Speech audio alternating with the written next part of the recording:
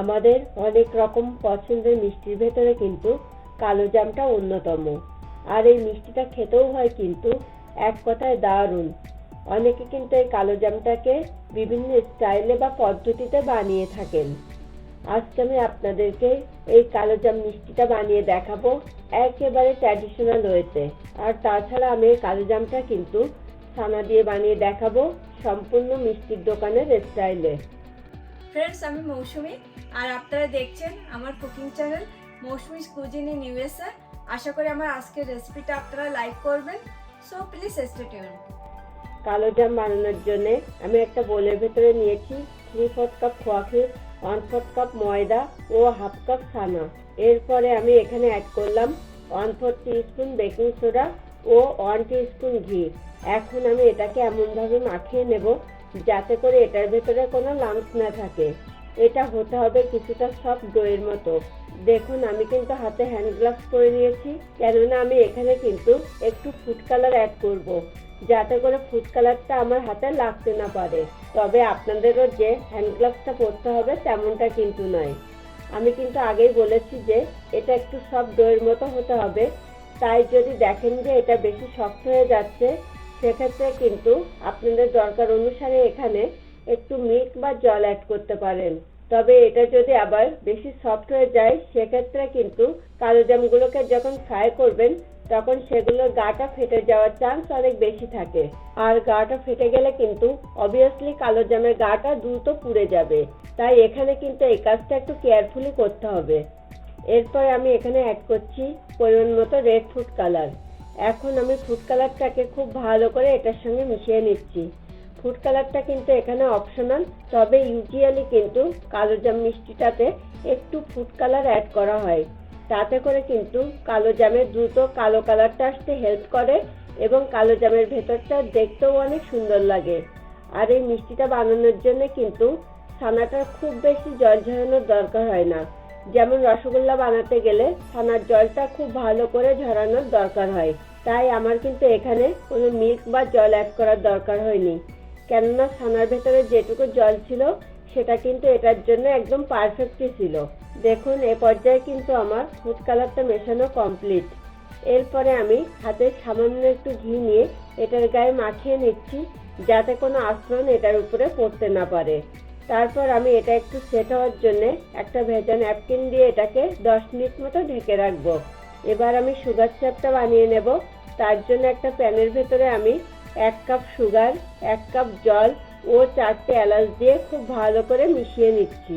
আপনারা যেমন মিষ্টি খেতে পছন্দ করেন সেই বুঝে কিন্তু এখানে সুগারটাকে একটু কম বেশি করে নিতে পারেন।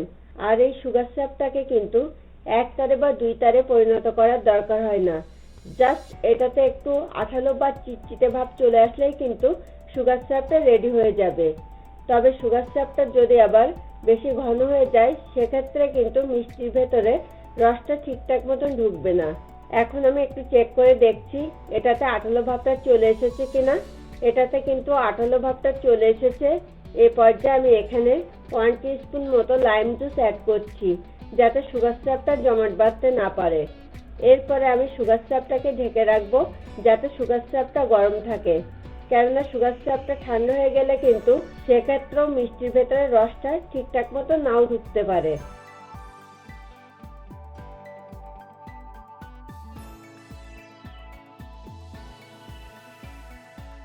এবার আমি ছানার ডোটাকে আবারও একটু মেখে নিচ্ছি, কেননা ডোটাকে যত বেশি সুন্দর করে মেখে নেওয়া যাবে তাতে করে কিন্তু মিষ্টিটা তত বেশি সুন্দরভাবে তৈরি হবে। আমার আজকের এই রেসিপিটা আপনাদের ভালো লাগলে কিন্তু প্লিজ ভিডিওটাতে একটা লাইক এবং কমেন্ট করতে অবশ্যই ভুলবেন না। এখন আমি মিষ্টি শেপ দিয়ে নেব। তার জন্য আমি পরিমাণ মতো ছানার কিমা নিয়ে একে একে মিষ্টিগুলো শেপ দিয়ে নিচ্ছি। আর একটা বিষয় একটু খেয়াল রাখবেন, ছানার বলগুলোর গায়ে যেন কোনো ধরনের কোনো ক্র্যাক না থাকে, কেননা যদি ক্র্যাক থেকে যায় সেক্ষেত্রে কিন্তু ছানার বলগুলোকে যখন ফ্রাই করবেন তখন সেগুলোর গাটা কিন্তু দ্রুত পুড়ে যাবে। তাতে করে কিন্তু কালোজামগুলোকে দেখতেও আর ভালো লাগবে না এবং কালোজামের রিয়েল টেস্টটাও নষ্ট হয়ে যাবে। ইউজুয়ালি কালোজামের কিন্তু 2 ধরনের শেপ হয়, ইদার গোল অথবা লম্বা। আজকে আমি কিন্তু লম্বা শেপটাই দিচ্ছি, কারণ এই শেপটা কিন্তু আমার কাছে দেখতে বেশি সুন্দর লাগে। দেখুন কালোজামের শেপ দেওয়া কিন্তু আমার কমপ্লিট। আমি আগে থেকে কিন্তু একটা ফ্রাইং প্যানে পরিমাণ মতো তেল হালকা গরম করে রেখেছি। এখন আমি এই হালকা গরম তেলের ভেতরে একে একে ছানার বলগুলোকে ছেড়ে ফ্রাই করে নিচ্ছি। এই পর্যায়ে আমি কিন্তু ওভেনের ফ্লেমটাকে লোতে রাখবো। তবে যখন ছানার বলগুলোতে হালকা গোল্ডেন কালারটা চলে আসবে, ঠিক তখনই আমি ওভেনের ফ্লেমটাকে মিডিয়ামে করে দেব। কেননা পারফেক্ট কালোজাম বানাতে হলে কিন্তু ওভেনের ফ্লেমটাকে ব্যালেন্স করাও খুবই ইম্পর্টেন্ট। আর এই ছানার বলগুলো কিন্তু পরে ফুলে ডাবল হয়ে যাবে, তখন এগুলোকে কন্টিনিউয়াসলি নাড়তে হবে। দেখুন এগুলো কিন্তু ফুলে ডাবল হয়ে গেছে। এই পর্যায়ে আমি এগুলোকে একটা ঝাঁঝরি দিয়ে খুব সাবধানে এভাবে কন্টিনিউয়াসলি নাড়তে থাকবো, যাতে মিষ্টিগুলো সব পাশই সমানভাবে ফ্রাই হয়। আর তাছাড়া দেখুন এগুলোতে কিন্তু হালকা গোল্ডেন কালারটা চলে এসেছে, তাই আমি এই পর্যায়ে ওভেনের ফ্লেমটাকে মিডিয়ামে করে দিয়েছি। এখন আমাকে কিন্তু ওয়েট করতে হবে এগুলোতে পারফেক্ট কালো কালারটা আসার জন্য। দেখুন এগুলোতে কিন্তু পারফেক্ট কালো কালারটা চলে এসেছে। এই পর্যায়ে আমি এগুলোকে সরাসরি গরম সুগার সিরাপে ছেড়ে 2 ঘন্টা মতো রেখে দেব। আর এই মিষ্টিগুলোকে কিন্তু গরম থাকা অবস্থাতেই গরম সুগার সিরাপে ছাড়তে হবে, তা না হলেও কিন্তু মিষ্টির ভেতরে রসটা ঠিকঠাক মতো ঢুকবে না। যদি দেখেন যে সুগার সিরাপটা ঠান্ডা হয়ে গেছে, সেক্ষেত্রে আপনারা কিন্তু মিষ্টিগুলোকে সুগার সিরাপে ছাড়ার পর 5 মিনিট মতো কুক করে নিতে পারেন। সেম ওয়েতে আমি বাকি সবগুলোকেও এভাবে রেডি করে নেব। ফিরে এলাম 2 ঘন্টা পর। দেখুন আমার মিষ্টিগুলো কিন্তু সুগার সিরাপটাকে পুরোপুরিভাবে সোক করে নিয়েছে, মানে আমার মিষ্টিগুলোর ভেতরে কিন্তু পারফেক্টলি রসটা ঢুকেছে। তারপরও আপনাদের বোঝার সুবিধার্থে আমি একটা মিষ্টি কেটে দেখাচ্ছি।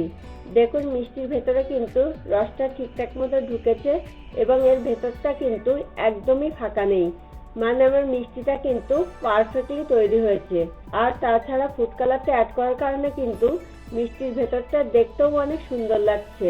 এখন আমার মিষ্টিগুলো কিন্তু পরিবেশনের জন্য একদম রেডি টু গো। ফ্রেন্ডস, আপনারা যারা প্রথম আমার চ্যানেলটিকে ভিজিট করছেন, প্লিজ আমার চ্যানেলটিকে সাবস্ক্রাইব করুন।